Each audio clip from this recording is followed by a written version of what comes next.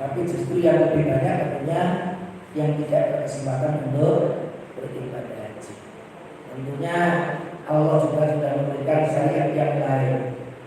Kita nanti bisa masih merayakan sholat Idul Adha. Kita juga masih bisa merayakan penyembelihan kurban.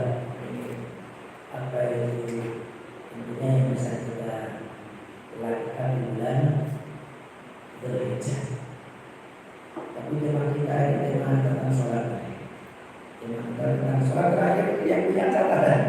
Malah catatan terakhir saya malas lagi naik. Etika khusus wanita ya. Etika berangkat menuju tempat sholat ya. Secara umum sudah untuk khusus wanita ini.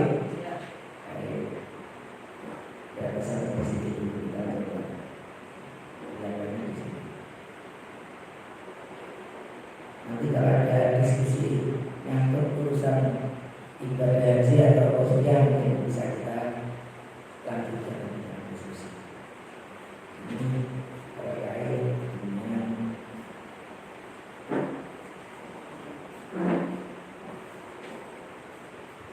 wanita.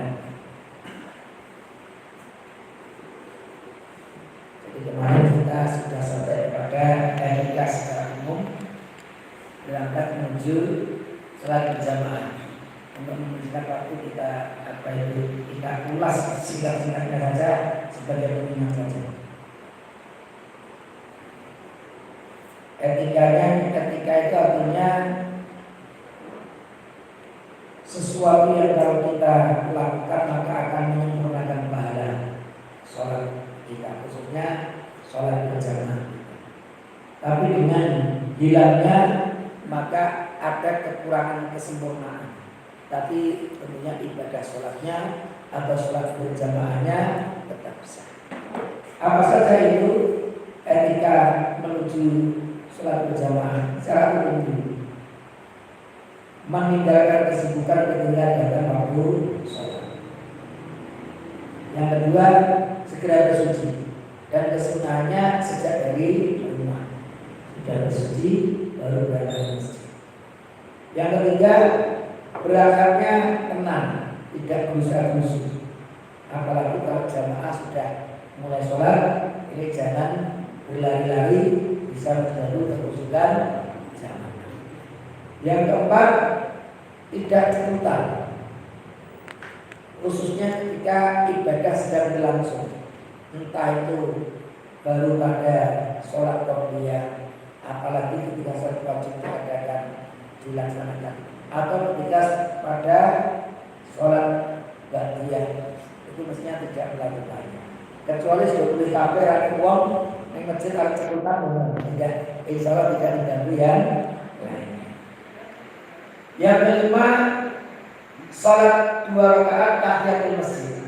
Ini disunahkan bagi yang setiap orang yang masuk masjid, dan sebenarnya tidak ada kaitan dengan sholat 5 waktu. Tahiyatul masjid itu tidak ada kaitannya dengan sholat 5 waktu. Sedangkan ini masuk masjid itu disunahkan untuk tahiyatul masjid. Kemudian yang keenam, ada mutanaffuli idza uqimatus shalah. Tidak melakukan sholat sunnah ketika sholat wajib sudah diiqamati.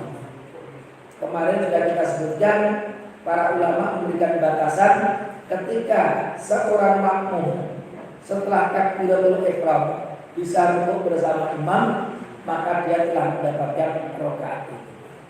Tapi kalau imamnya sudah i'tidal, apalagi dia duduk atau sujud, maka berarti kita sudah. Ketika sholat diiqamati, kok kita sedang sholat sunnah di mana ya? Para ulama berfatwa, kalau kita baru takbiratul ihram, kok diiqamati batal. Tapi kalau kita sudah i'tidal, sami Allahu liman hamidah, kok baru diiqamati, maka menurut para ulama lanjutkan dengan bacaan yang ringan. Dalilnya walau tuqtilu a'malakum, sudah dapat 1 rakaat, lanjutkan 1 rakaat lagi. Yang ketujuh, hendaknya kita justru tidak keluar masjid ketika ada kumandang. Artinya ini, kita harus sholat maghrib umpamanya, ngobrol dengan konco-konco. Begitu ada dulu, ada isya, ada terus, tak boleh sih, ada lah boleh. Jadi tadi ya dari maghrib ada ngobrol-ngobrol sampai ada isya, begitu ada isya, terus pamit saya pamit ini hendaknya tidak dilakukan. Itu disebut tidak etis. Kecuali ada sesuatu yang benar-benar penting, umpamanya kalau dibel sama orang tua, ini ngantar rumah sakit ya sudah langsung cabut rumah sakit ngantar orang tua. Kalau tidak ada kepentingan malah boleh ketika ada itu tidak etis. Meskipun sholat nanti di rumah bisa, sholatnya dulu ya. Yang terakhir ada menurut yang dalam sholat illa idarah ini memang terkait dengan apa itu kebiasaan. Jadi kita tidak berdiri ketika sudah diiqamati kecuali setelah kita melihat imam. Karena Rasulullah bersabda, "Idza uqimatis shalah", apabila sholat wajib itu sudah diiqamati, fala taqum, hendaknya kalian tidak berdiri hatta tarawih, sampai kalian melihat. Jadi kalau Rasul belum kelihatan sudah diiqamati masih pada duduk. Oh, Rasul imamnya sudah datang, maka bisa berdiri. Itu tentunya salah satu hikmahnya adalah etika terhadap imam kita, menghormati imam kita. Itulah kurang lebih apa itu beberapa etika berkaitan ketika kita menuju sholat berjamaah. Setelah etika umum, kita lanjutkan etika khusus bagi para wanita terkait dengan sholat berjamaah di masjid. Pertama, istiqdal zauji, minta izin kepada miswar, suami, fil khuruj lil masjid, ketika berangkat menuju masjid. Wa adamil man'i laha, jadi etikanya itu apa itu dua sisi. Istri di etikanya dianjurkan minta izin kepada suami, sementara suami etikanya tidak melarang. Jadi etikanya suami ketika istrinya kepingin jamaah di masjid, hendaknya tidak melarang. Jadi si istri yang minta izin, si suami ada man'ilah, tidak melarang istrinya ketika ingin berjamaah ke masjid. Yang pertama, karena hadisnya sahih, diriwayatkan oleh Imam Bukhari dan Muslim.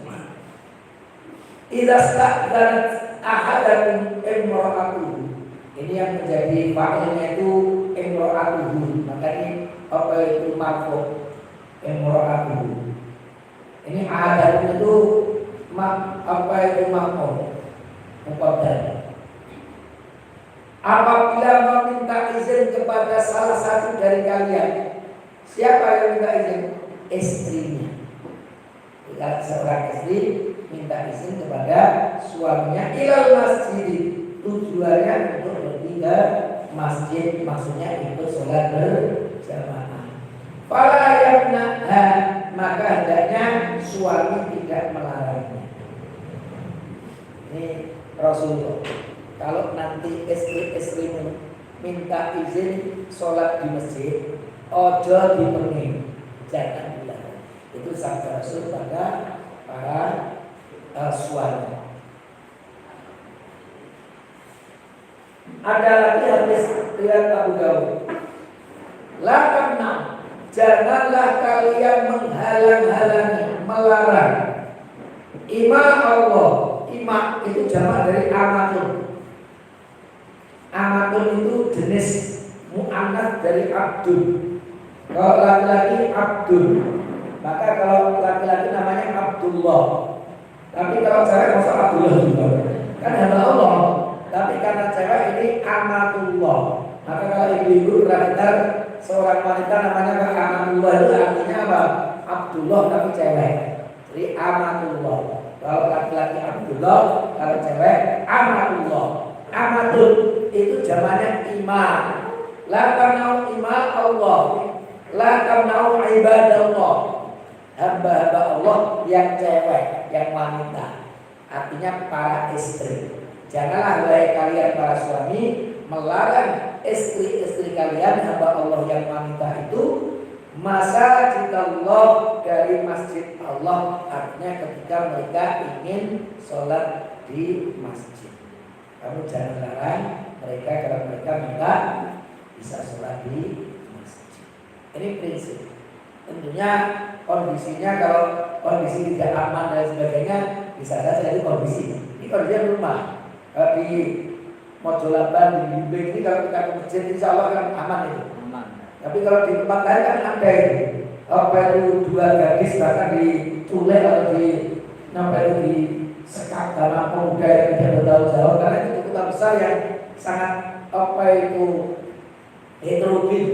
Banyak orang-orang yang mabuk umpamanya di jalan itu kalau baru seperti itu pantas untuk dilarang, apalagi masih gadis-gadis itu ya. Yang mahal itu untuk apa? Untuk menjaga keamanan. Ini karena kondisi. Tapi kalau rumah dari rumah ke masjid itu aman, itu mestinya tidak melarang. Ini tentunya kondisi rumah. Yang kedua, ijtinabuhun naktiba waziyah atau di dalam riwayat yang lain wazina. Wa ma yuftakaru bihi. Hendaknya, ini etika bagi wanita kalian. Hendaknya para wanita yang pergi ke masjid menjauhkan diri dari parfum, wewangian. Jadi kalau ke masjid jangan fraksur dari masjid jangan. Jadi nggak usah pakai wangi-wangian. Maksudnya aktif wangi-wangian ini tentunya wangi-wangian yang menyerang. Maksudnya menyerang itu dari radius apa itu 5 meter, 10 meter semua. Parfum bisa lagi. Ternyata Mbak Siti kamar mandi. Itu jangan. Tapi tentunya bukan berarti tidak semuanya bisa dilarang. Dan kalau kita itu sekarang pakai sabun itu udah wangi. Gitu, sabun itu udah wangi, tapi itu jauh tidak seperti kalau kita pakai parfum. Sampo itu diambil wangi. Samponan, sabunan itu tidak ada masalah. Termasuk pakai Rexona, mau buat saya itu. Jadi kalau Rexona normal itu tidak sampai seng-sengan ke paling hanya bertahan supaya yang keluar baunya tidak bau yang tidak enak di apa itu hidup mereka. Jadi kalau yang masuk ini wangi-wangian yang apa itu menyerang, radius sekian meter masuk seng-sengan itu jangan pakai seperti itu etikanya. Memang di antara hikmahnya supaya tidak menimbulkan fitnah. Kalau seng-sengan itu sombong.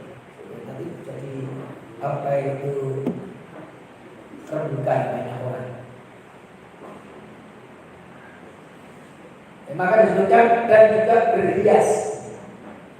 Wama termasuk yang menjadikan fitnah. Jadi apa itu bisa menjadikan fitnah. Karena kadang-kadang saya itu juga melihat umpamanya Ramadan subuhan itu ya. Itu habis subuhan itu pada jalan-jalan berduaan.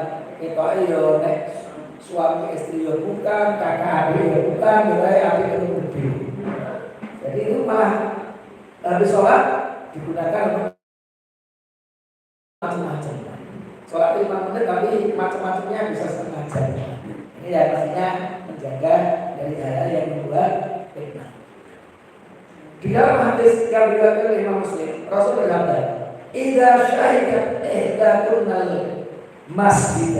Apabila salah satu dari kalian menyaksikan masjid, artinya berangkat menuju masjid, fala tamassatiban, maka janganlah kalian baik para wanita itu menyentuh tiban parfum wangi-wangian. Bahasanya menyentuh. Karena dulu memang menyentuh itu. Kalau sekarang nggak pakai sentuh ya, serat gitu. Tapi dulu para tamas saya itu karena memang kondisinya waktu itu wangi-wangian biasa disentuhkan. ambil sampai sekarang pun kalau kita ada seperti pangeran dimasuk apa itu untuk pakaiannya kan begitu. Itu namanya tamas tiba. Kalau sekarang ada model lebih canggih itu dengan spray. Baik. Ini lengkapnya dari hadis yang saya utarakan tadi. Janganlah kalian melarang hamba-hamba Allah yang wanita dari masjid Allah walakin akan tetapi liyahrusna wa hunna kafilatun. Tapi hendaknya ketika sudah diizinkan suaminya untuk keluar masjid, hendaknya mereka tidak memakai wangi-wangi terlepas dari wangi. Itulah hadis yang lengkap dari Abu Dawud. Yang ketiga, etika khusus bagi para wanita ketika menuju masjid. Ada ikhtilati birrijal. Ini yang tadi saya jelaskan. Hendaknya tidak bercampur dengan para laki-laki fi dukhulil masjid wal khuruji ketika masuk dan keluar dari masjid. Saya ketika di Baghdad itu di masjid-masjid besar. Ada masjid Al-Jami' Al-Aqdam Al-Imam Abu Hanifah. Itu di daerah namanya Al-Aqdamiyah. Karena dari kampus saya itu S1 saya di Jamiatul Soddan itu ada sekitar 200 meter atau 300 meter. Jadi saya sering jumatan di Masjid Al-Imam Abu Hanifah. Dan memang dia di bawahnya di komplek Masjid Al-Imam. Saya juga sering di Al-Jami' Syekh Abdul Qadir Al-Jailani. Masjid Syekh Abdul Qadir Al-Jailani juga di Baghdad. Ada lagi masjid yang besar itu Masjid Arba'ah Ramadan, Masjid 14 Ramadan. Ini memang ada sejarah yang akan diceritakan panjang. Disebutkan Masjid 14 Ramadan. Ini masjid-masjid besar. Itu biasanya masjid-masjid yang besar yang saya lihat itu ada pintu-pintu khusus untuk para wanita. Bahkan di Masjid Syekh Umar, yang masjid besar sudah di sana, itu yang saya kenal itu ternyata untuk jamaah termasuk sholat Jumat itu ada. Jadi wanita-wanita yang Jumatan itu ada. Jadi mereka ada tempat khusus tur naik. Jadi kalau kita dari pintu ini itu yang wanita dari pintu yang lain jauh. Tur naik itu ada ruangan khusus untuk jamaah wanita. Itu ada ruangan khusus untuk para wanita yang ingin sholat berjamaah termasuk sholat Jumat ada. Dan saya melihat ada tempat-tempat khusus untuk para wanita dari Jawa saja, tidak dekat-dekat. Kita paling seperti juga nanti dari Jawa kan kelihatan tuh para wanita ada kelihatan masuk masjid di apa itu waktu Jumat. Ini menjaga. Maka mestinya masjid-masjid yang di situ aja jamaah laki-laki dan perempuan sebaiknya punya pintu khusus. Pintu khusus laki-laki, pintu khusus wanita. Sebenarnya nanti kalau tidak dikhususkan nanti campur-campur. Jadi putri mana, putra mana nggak ada nyampur-nyampur kan, menyebabkan adanya ikhtilaf dan menjaga. Diusahakan dikurangi adanya ikhtilaf karena untuk menghindari fitnah juga.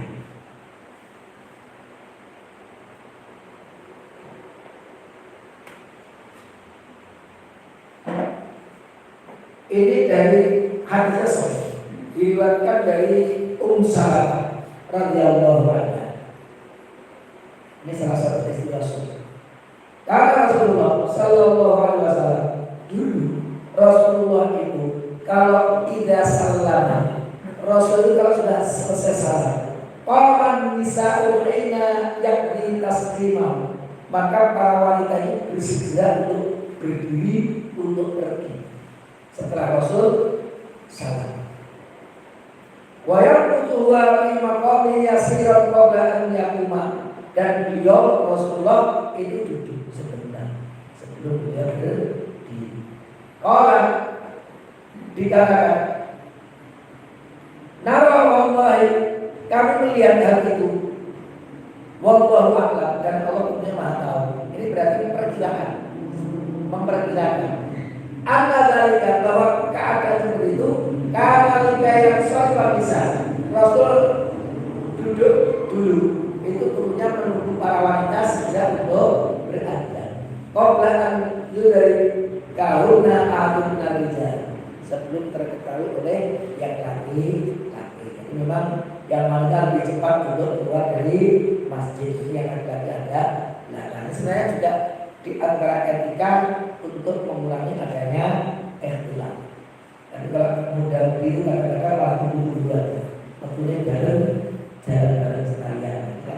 Nanti ada ikhtilafnya banyak, jangan malah ada masalahnya. Ini untuk wanita, mana yang lebih baik? Sholat berjamaah di masjid atau di rumah? Ini pertanyaannya ini juga untuk wanita, ibu yang di belakang. Ini lu HP sholat berjamaah di masjid atau sholatnya di rumah saja? Tergantung.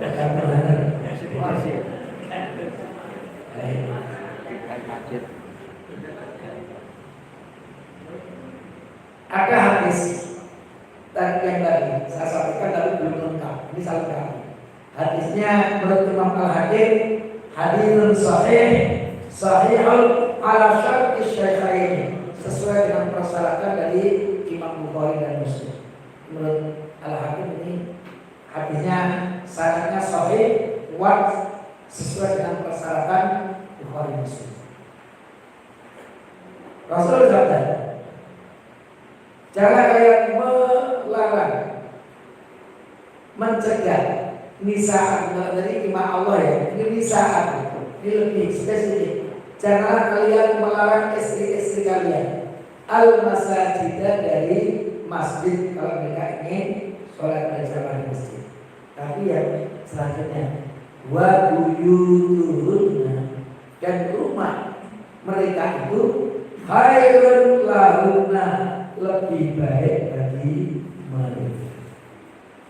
Ini lanjutan dari ayat. Para suami, kamu jangan melarang istri-istrimu apabila ingin berjamaah di masjid. Tapi rumah-rumah mereka para istri itu lebih baik bagi mereka. Ini kan luar biasa. Jadi Rasulullah itu kan kalau menggantung tapi memberikan keluasan sebenarnya. Api ini orang tua juga ngomong. Itu kan misalnya anjuran. Suami jangan melarang, tapi wanita yang baik bagi wanita itu adalah di rumah mereka. Kalau kita melihat hadis ini, kesannya bagi wanita sholat di rumah dengan di masjid bagus mana? Di rumah. Kita melihat hadis ini dari susunan kalimatnya, syiarul kalamnya, maka menghantarkan kita untuk mengistimbat bahwa berdasarkan dari ini wanita itu termasuk para istri itu lebih baik di rumah. Meskipun ada masjid, para suami tidak boleh mengamalkan. Tapi di luar hadis ini memang banyak hadis-hadis yang kesannya keutamaannya itu berlaku umum, tidak untuk laki-laki saja, tapi untuk perempuan. Umpamanya kalau kalian itu bersuci, kemudian kalian berjalan menuju masjid, seakan-akan kalian sudah sholat, sudah dihitung sholat. Berarti langkah kaki menuju masjid tadi ada pahalanya. Orang yang melangkah ada pahalanya, orang yang melangkah orang ada pahalanya. Contoh. Kemudian ketika masuk masjid ada sholat tahiyatul masjid. Kesini rumah ada tahiyatul masjid ya? Tidak. Di masjid bisa tahiyatul masjid. Kemudian ketika berada di masjid itu nanti ada dalil, setiap semakin banyak jamaahnya maka semakin dicintai oleh Allah Subhanahu wa taala. Masjid yang jamaahnya itu luas dengan masjid yang jamaahnya itu atus, bagus mana yang kalau kita ingin jamaah? Yang itu atus. Jadi yang kelas lebih bukan begitu. Tapi kalau kita nilai yang lebih besar, karena itu yang lebih besar jamaahnya, setiap lebih banyak jamaahnya maka itu lebih dicintai oleh Allah Subhanahu wa taala. Maka dulu saya sampaikan sebenarnya umat Islam itu semangatnya sebenarnya bukan memperbanyak masjid sebenarnya.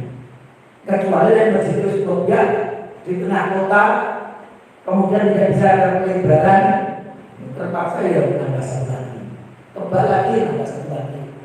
Tapi Tapi sekarang itu kadang-kadang masjidnya yang satu aja baru 2 sok 3 sok ya masjidnya saat ini. Bukan masjidnya itu kan nanti lah. Kamu nanti kira-kira.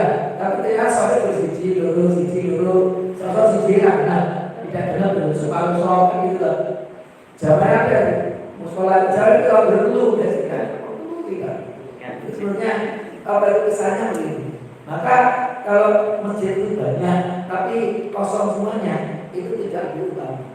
Mendingan masjid suci setiap hari kayak itu terus. Kenapa? Karena ketemu terus di jalannya.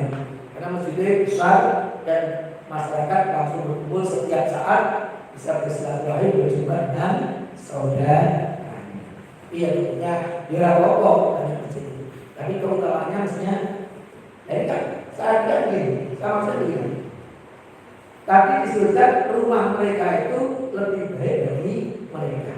Tapi ternyata banyak hadis-hadis yang menyebut tentang keutamaan sholat berjamaah di masjid, yang itu tidak didapatkan oleh ulama yang tidak masjid. Sehingga misalnya, ternyata di masjid juga banyak sekali keutamaan. Nah sholatnya, anu saja, yang rumah orang masjid jadi, tapi rangkaiannya juga banyak di sana. Nah itu kesannya sehingga ya berarti ini, ya kalau kita sholat di rumah banyak keutamaan sholat berjamaah di masjid yang hilang dari kita. Maka karena ada 2 dalil yang kelihatannya satu dengan yang bertentangan. Kalau melihat kaidah umumnya kan tidak khusus bagi laki-laki yang benar. Kesunahan dalam berangkat setiap langkah itu mengangkat 1 derajat dan menghapus 1 dosa kan untuk semuanya yang berangkat ke masjid.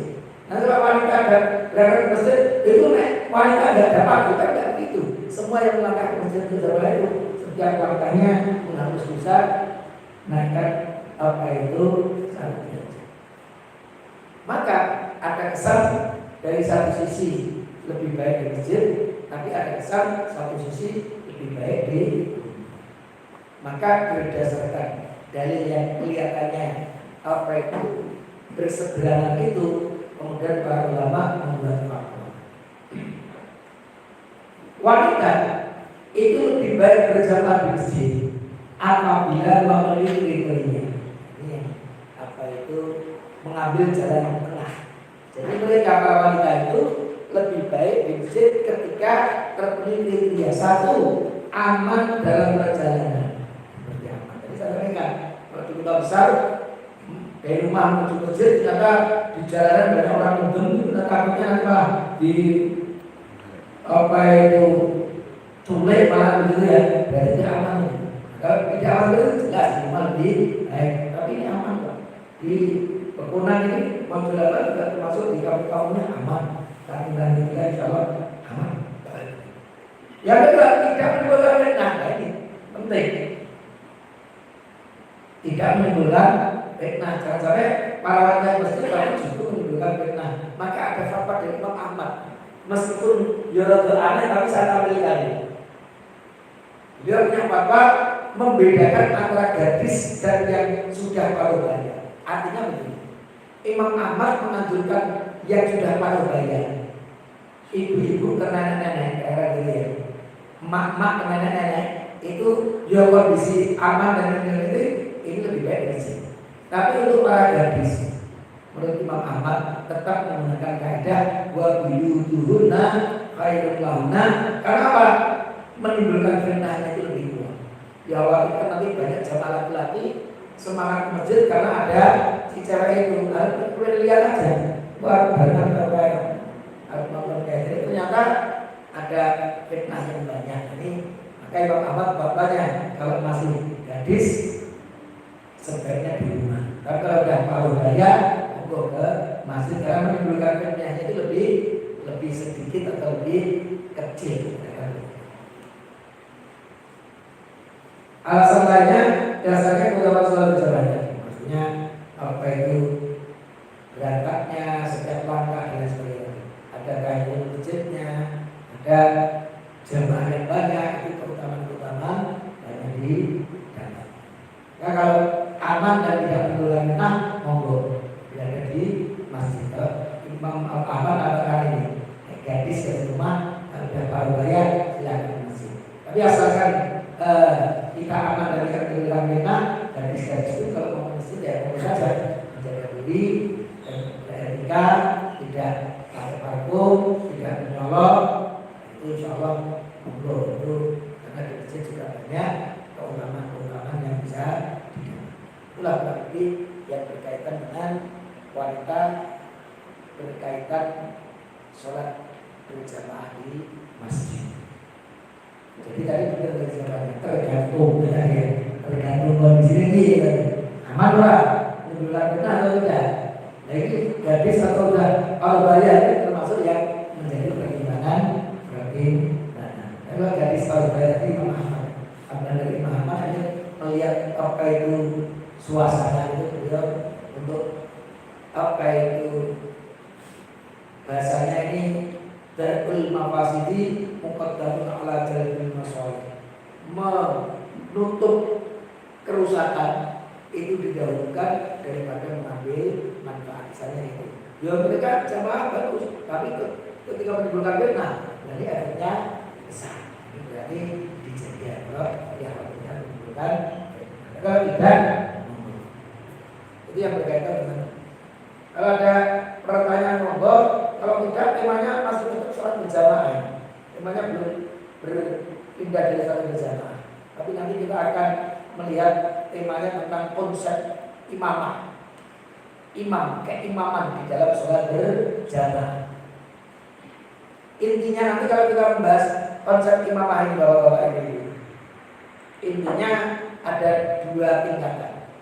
Tingkatan yang pertama syarat sah menjadi imam, karena tidak sembarangan harus memenuhi kriteria syarat sah. Tapi kalau jamaah kabeh belum syarat sah, saat ini semuanya sudah memenuhi syarat sah, lah barulah diulas tema yang kedua dari yang sudah memenuhi syarat sah tadi, siapa yang afdol, siapa yang lebih utama untuk menjadi imam. Jadi ada dua tingkatan. Dimulai standarnya dulu, ada yang sah dan tidak sah. Begitu sudah screening, oh sudah sah semuanya namanya, maka baru mancing kedua dari yang sah semuanya tadi, siapa yang paling utama untuk menjadi imam. Tapi ini mungkin pada saya datang kalau malam ini banyak diskusi atau pertanyaan. Monggo, Pak. Di daerah-daerah ini ada muadzin anak-anak belum balik. Jadi apa mubah atau makruh atau sunnah atau memang ada dasar hadisnya itu? Baik. Itu bisa dikaitkan dengan perbedaan ulama mengenai anak kecil atau mumayyiz menjadi imam sholat. Ini juga sama berkaitan dengan itu. Sebagian membolehkan, seperti mazhab Syafi'i itu membolehkan anak kecil, tapi tentunya anak ini yang jelas dari takbiratul ihram sampai salam bacanya sudah bagus. Karena begitu. Karena di dalam riwayat itu ada seorang sahabat yang meskipun dipahami jauh dari kota Madinah, yang ketika belum 7 tahun dia imam sholat kaumnya. Itu yang dipakai mazhab Syafi'i. Tapi para ulama yang lain mengatakan ada catatan. Satu, sanadnya diperdebatkan. Dari kesohihan sanadnya diperdebatkan. Yang kedua, diperkirakan karena sahabat yang masih kecil jadi imam tadi jauh dari kota Madinah, meskipun di zaman Rasul, bisa jadi dia Rasul tidak tahu. Karena dia imamnya di tempat yang lain, bukan di Madinah, tapi di Safra yang jauh dari kota Madinah. Dia yang bercerita, dulu aku waktu umur 7 tahun saya pernah imami sholat, tapi Rasul tidak tahu. Jadi itu kan perubahan sahabat Rasul bahwa alam bisawab. Ini mazhab Syafi'i tapi ada catatan. Kemudian ada mazhab yang tengah-tengah, yaitu membedakan. Kalau sholatnya itu sholat wajib, maka tidak boleh, kecuali yang sudah dewasa. Jadi kalau anak kecil atau mumayyiz kok imami zuhur, kurang harus yang sudah dewasa. Tapi kalau imami sholat tarawih boleh mumayyiz saja. Kenapa? Sholat tarawih itu sunnah. sehingga imam dan makmumnya sama sunnahnya. Karena bagi imam ya sunnah, bagi makmumnya ya sunnah. Tapi kalau sholat duhur itu bagi imamnya, kalau imamnya masih kecil atau mumayyiz belum wajib bagi mumayyiz, baru sunnah bagi mumayyiz. Tapi sudah wajib bagi imamnya, ini beda. Yang salah sunnah itu wajib. Nah, yang benar tadi kalau wajib maka harus yang dewasa. Tapi kalau sunnah maka boleh mumayyiz dan boleh anak kecil atau mumayyiz yang punya bacaan suratnya sudah benar dan bagus. Yang ketiga yang paling keras, pokoknya tidak sah. Kalau imamnya itu anak kecil atau mumayyiz, baik sholat sunnah maupun sholat wajib. Nah, ketika pertanyaan tentang adzan, ini yang menarik hukumnya adzan dulu. Adzan itu hukumnya apa? Apakah adzan itu syarat sahnya sholat? Apakah adzan itu syarat wajibnya sholat? Ternyata juga bukan. Apakah adzan itu hukumnya wajib? Ternyata juga tidak. Maka adzan itu ternyata hukumnya sunnah. Jadi kalau kita masuk waktu zuhur, kok rabi dari rabi komati minyak derajat siji awal, di Indonesia itu ada dulu itu. Langsung sholat boleh, tidak ada masalah. Belum ada adzan tidak apa-apa, karena adzan itu menurut para ulama hukumnya sunnah. Jadi sunnah. Nah, karena adzan ini menurut para ulama hukumnya sunnah, ya nanti yang menjadi permasalahan di situ. Karena sunnah, maka mumayyiz ada masalah. Kita ada banyak, kok sedih, singatan, kok malah cilik. Tapi cilik ini kadang-kadang juga kita kadang-kadang hati-hati. Loh cilik kalau apa itu madani, jadi cilik itu balik. Balik itu berapa? Balik. Loh cilik ya, dan sekarang balik berapa? Balik itu kalau apa itu? Balik itu tandanya kalau laki-laki junub, kalau wanita haid itu balik. Dan usia balik setiap orang itu beda. Ada yang umurnya baru umpamanya yang saja ya 10 tahun, 12 tahun ternyata sudah balik. Ada yang 13 tahun baru balik. Ada yang 14 tahun baru balik. Lainnya muncul. Ini menarik. Ternyata ada riwayatnya, ada riwayat. Dulu Abdullah bin Umar itu ketika mau ikut perang bersama Rasul, itu suatu saat ditanya Rasul, umur berapa? 14 tahun Rasul kembali ke rumah. Hanya Rasul belum di sini. Tahun depannya ketika ada perang haji, Abdullah bin Umar, Rasul, saya ikut perang. Berapa umurmu? 15 tahun. Jangan. Maka Umar bin Abdul Aziz Khalifah kelima berfatwa karena kisah itu maka umur 15 dijadikan tanda kedewasaan ketika tidak ada tanda-tanda kedewasaan yang muncul dari sana. Jadi itu dipakai kemudian dipakai oleh mazhab jumhur ulama. Jadi jumhur ulama itu kalau laki-laki ataupun wanita sampai umur 15 tahun kok belum junub, belum haid sudah wajib sholat. Itu sudah dewasa. Itu sudah 15 tahun. Tapi kalau Imam Al-Barbah berbeda. Menurut beliau tanda dewasa kalau tidak muncul sampai 18 tahun. Kalau belum 18 tahun maka belum dewasa. Jadi ukuran Imam Al-Barbah dengan jumhur sudah berbeda. Kita menggunakan apa itu jumhur ulama 15 tahun. Jadi ada gadis umur 16 tahun nikah itu mazhab Syafi'i bukan di bawah umur itu, karena ada member itu. Umur 15 tahun itu kadang-kadang sudah dewasa. 16 tahun sudah. Kalau menggunakan fatwa Imam Al-Barbah, walulas. Kalau kita di apa itu hukum pernikahan kita itu kan walulas. Bahkan yang terbaru itu kelihatannya di 21. Jadi nanti gadis kita umur 20 nikah itu jalan di bawah umur itu. Catatannya nanti macam-macam harus ada identitas pesannya ditambah. Nah belum seikur tahun. Jadi yo monggo ini perdebatannya. Kembali ke ada tadi. Mohon maaf ngambil kemana-mana. Karena ada sunnah maka yang mengatakan bahwa boleh imami, berarti boleh juga menjadi muadzin.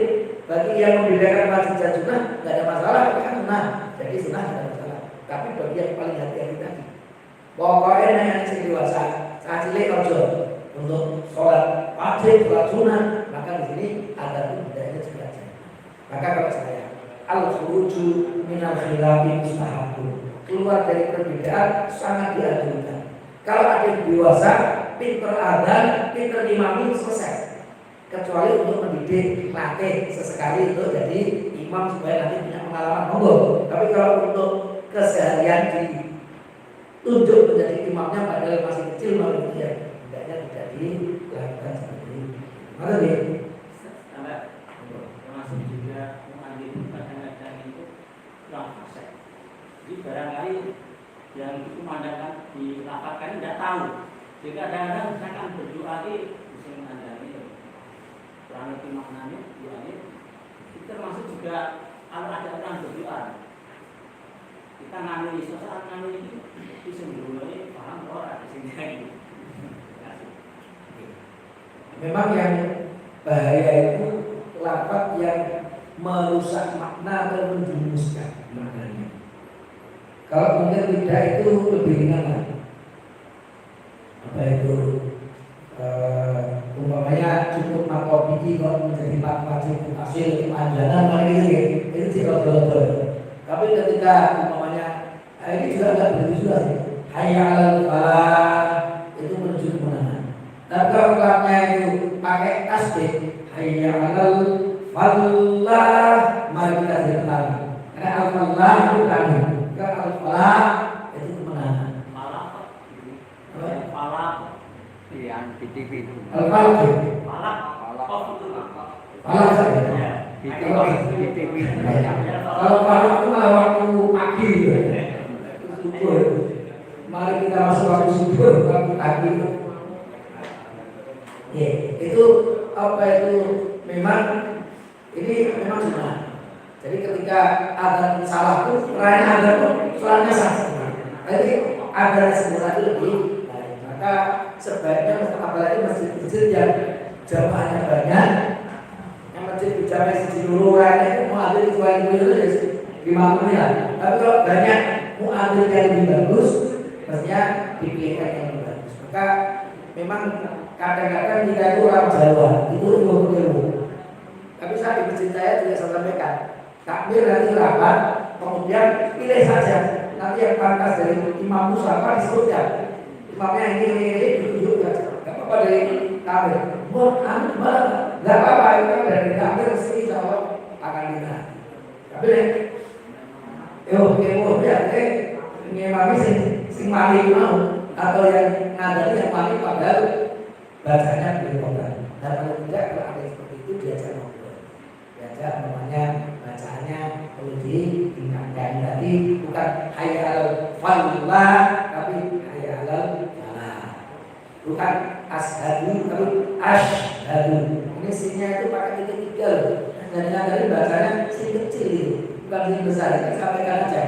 Itu kalau itu lebih baik. Kulilah kau kalau lebih baik. Kalau jadi ada sampaikan. Ada catatan ini mohon diperbaiki, lapak ini berapa sih, lapak ini berapa sih, sehingga kita itu guru terus tapi ya kok berubah lebih baik kita tahu. Jadi dibagi ya memang dia nggak tahu kalau dia salah. Tapi kan ada tahu kalau dia itu tidak tahu. Tapi yang bermasalah itu dia tidak tahu kalau dia tidak tahu. Tapi masalahnya dia tidak tahu kalau dirinya tidak tahu. Dia tidak tahu kalau bacanya salah. Ruang saya harus pasang baik. Yang lainnya ini jadi pas ngatur pokoknya baru ngomong terus. Memang dia tidak tahu kalau dia tidak tahu kalau dia itu salahnya untuk dimaksudkan. Kalau yang dia tahu kalau dia salah, maksudnya memperbaiki diri. Atau gitu? Ini saya mau tanya. Ini ada orang yang mau minta tanya tapi saya belum bisa menjawab. Dia itu adalah sopir ambulan mengantar orang sakit. Tetapi yang minta apa itu diantar itu pas malam Jumat. Jumatan sebenarnya. Terus dia ya minta maaf tidak bisa mengantar. Terus dia kata apakah itu termasuk berdosa atau tidak? Adalah penting itu. Pegawai petugas ambulan. Petugas ambulan. Sekarang memang petugas ambulan, tapi permasalahan petugasnya ada benar. 1, 2, 3, 4, macam-macam. Kemudian juga nanti terkait dengan sakitnya. Sakitnya ini naik dari jumatan iso ora. Jadi punya sakit ini mendadak juga. Kalau jadi kalau ngumpul sore atau sore apa seperti diatur itu ya beda. Jadi termasuk keadaan sakitnya termasuk parah, segera masuk UGD atau termasuk yang jalannya iso dipindahkan. Ini tidak termasuk. Tapi kalau ternyata sakitnya ini sakit dari diatur, mau kecelakaan ini berdarah itu darahnya enggak apa itu berhenti kalinya itu harus juga itu. Sementara orang ini aneh gitu. Dan sekarangnya nanti ya ketika orang tadi mengantar apa itu yang sakit di rumah sakit, insya itu dimampu, tidak ada masalah. Dan kesempatan tidak ada ulur. Tapi ketika dia minta jumatan kemarin, justru orang itu ya. Nah sekarang orang yang sakit itu punya orang tua kan? Yang orang jadi orang kan dulu orang tua jadi memang ya kita juga perlu tahu juga memang yang membantu itu ya tentunya sudah maka ya saling melihat itu aja.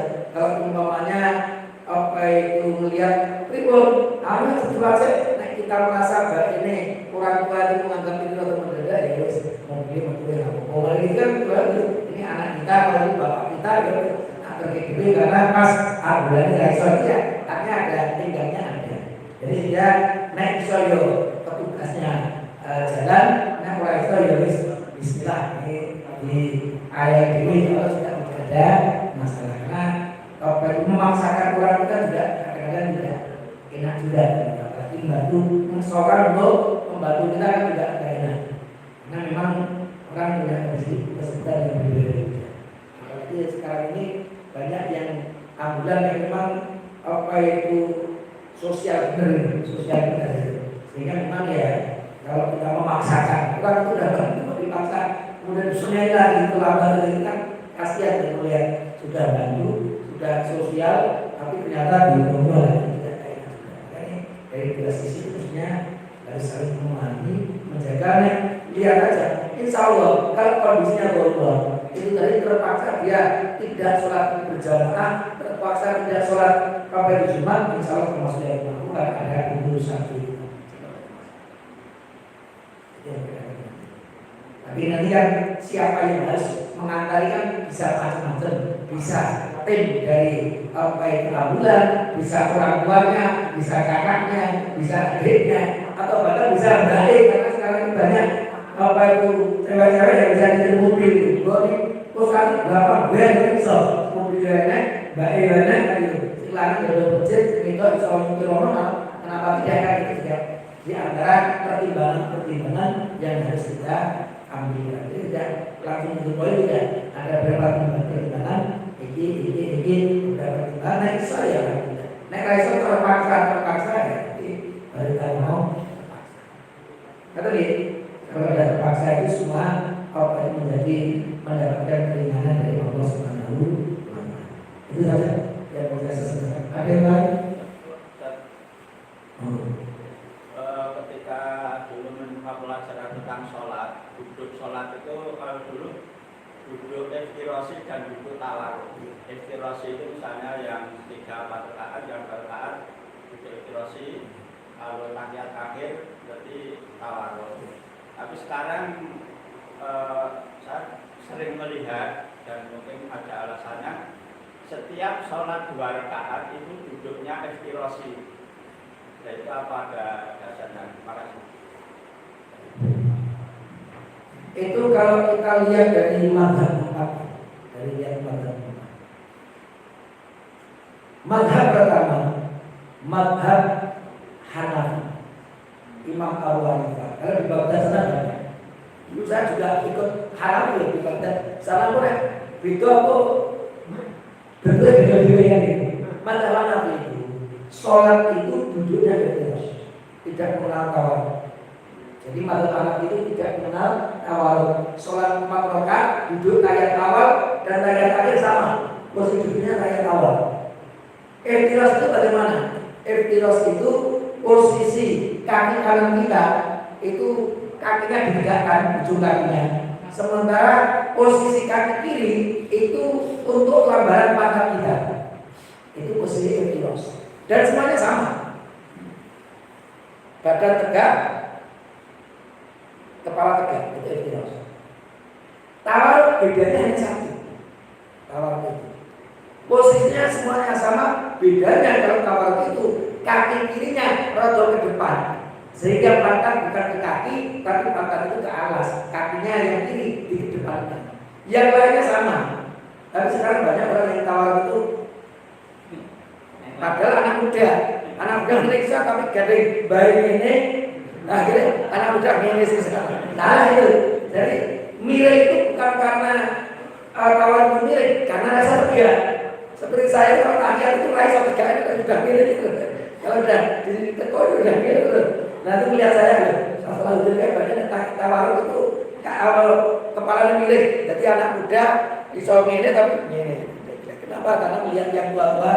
Maksudnya yang bedanya kaki kiri saja.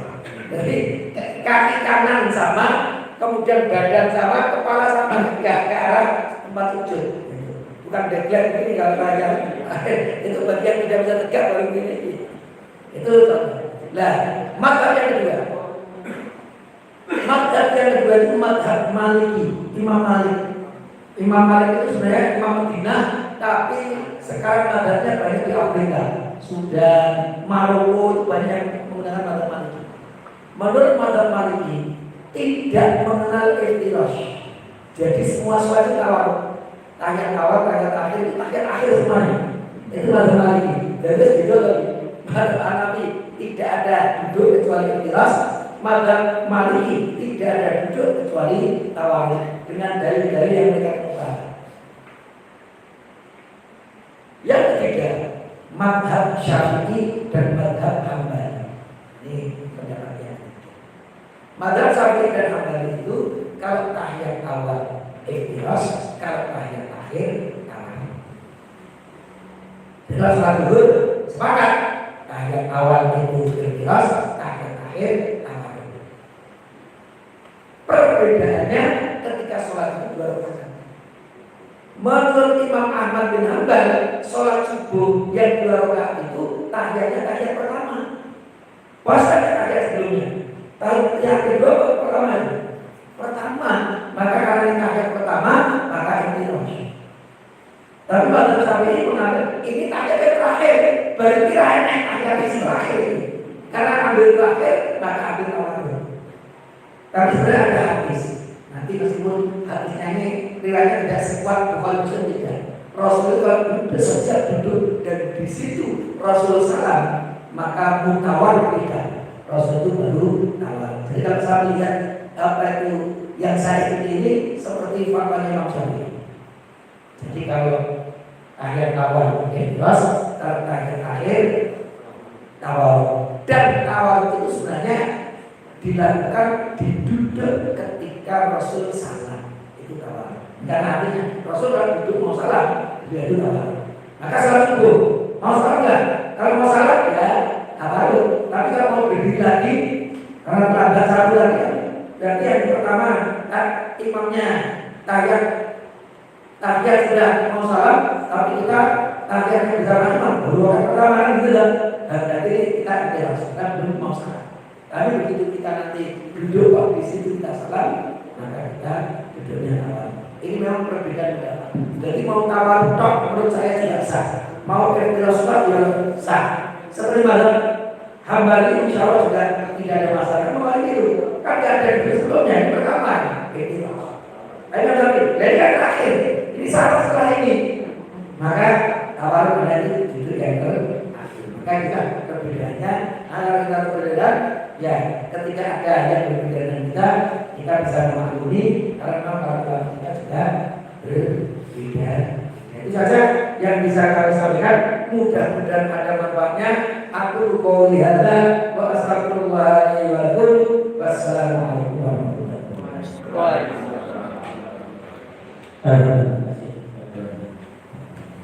Waalaikumsalam.